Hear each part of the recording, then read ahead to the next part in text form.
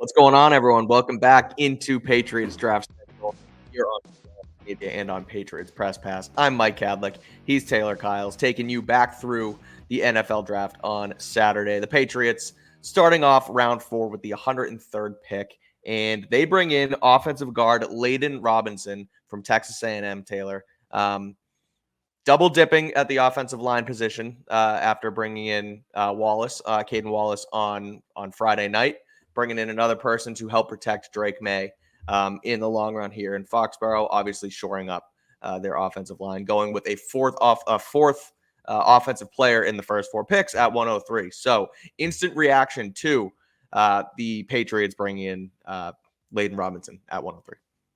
Yeah, so before Javon Baker went off the board, I was a little disappointed. But at the same time, looking with the draft, you try to look 2 years ahead. And with that in mind, it made a lot of sense. Now, with Cole Strange having 2 knee injuries last season, his health status is up in the air. We have no idea what that's going to look like, whether this was a move that was made for this season or for the future. I think City So legitimately is the future at least one of the guard spots. And then Jake Andrews is likely the successor to David Andrews. At least that's what it looks like now. So looking at 2025, Nick Leverett and Michael Jordan are their current veteran depth players on the interior. But the only backup you had before the selection of Layden Robinson was actually Antonio Mafi, who I'm not even sure is really a great fit because he's more of a downhill guy, and we know that Alex Van Pelt loves his wide zone scheme. So with Layden Robinson, you get a guy who in college was in an offense that used a ton of different run style concepts. Wasn't a ton of wide zone, but they did use a lot of gap and power schemes, and they did do some kind of pulling, and that was one of the best parts of his profile is that he is a very good puller, which he's going to have to do a lot in this Alex Van Pelt offense. He mentioned that he's got great burst off the line, which is something that apparently Alex Van Pelt talked to him about when he went to the Patriots on 30 visit. He's not the most explosive guy. His mirroring ability, there's some questions there. Also, a lot of the analysis that I'm giving right now is from Brandon Thorne, the offensive line mastermind. He did a great job for Bleacher Report.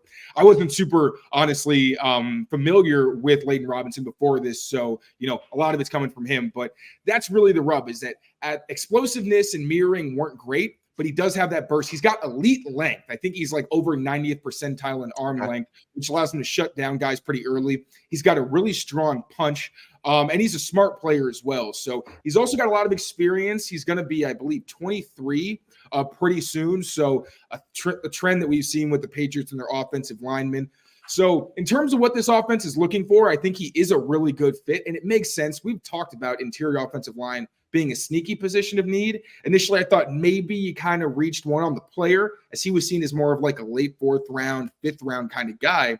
But if he is their guy and they think, he is projected to be a contributor and eventually a starter, so you're hoping maybe he can jump Nick Leverett and Michael Jordan as one of the top depth guys, maybe even push, Cole Strange if he really plays well and you move Cole.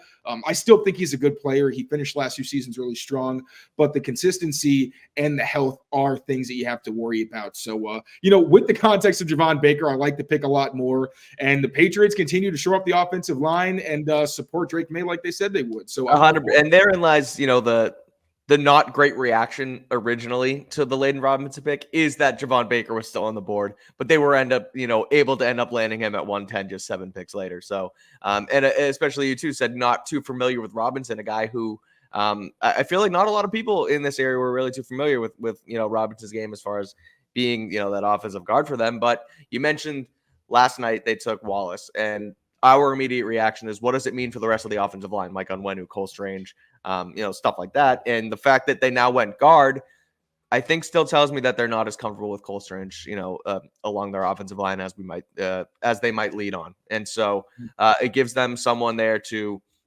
potentially develop behind Strange, or if Strange can't stay healthy, you can put Robinson into the mix, within a couple games this season. So also his 30 visit wasn't announced until like the past 24 hours. So literally there wasn't a whole lot of reason to even be like, oh, there's some interest. We had no idea until very recently, to your point. Not as much buzz. So it's, it's a little disappointing at first, but now you come out of the 4th round on Saturday with 2 offensive linemen, 2 wide receivers, and a quarterback for this team. Five offensive players in their first 5 picks, something that I can't remember the Patriots doing for a long time. So the Patriots are stacking up their board, making it happen here. Before we finish this up, Taylor, grade Layden Robinson's way too early grade of the Patriots selecting Layden Robinson at 103. I gave it a B minus. I feel like some people are thinking this is more a C plus range, and I don't really think it is an average pick. This is a guy who fits your scheme. He has the experience they're clearly looking for. Really, his deficiencies are more technical. I know like punch timing is an issue with him. And like I said, kind of the mirroring skills a little bit. His pad level can be high, and he can put himself into some tough spots.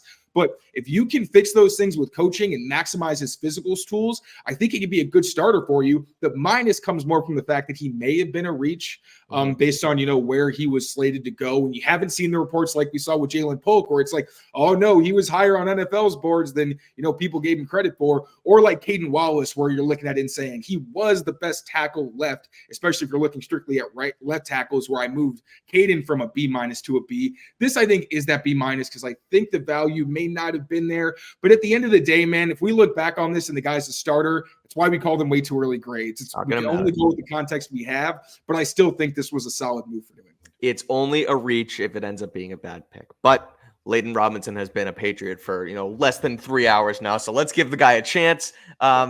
So B minus it is from Tayler Kyles. That's going to do it for this portion of Patriots Draft Central, powered by Prize Picks, the exclusive daily fantasy partner of the CLNS Media Network. Go download the app today and use code CLNS for a first deposit match of up to $100. Patriots continue filling out their board. 5 picks in, 3 more to go. We'll have it.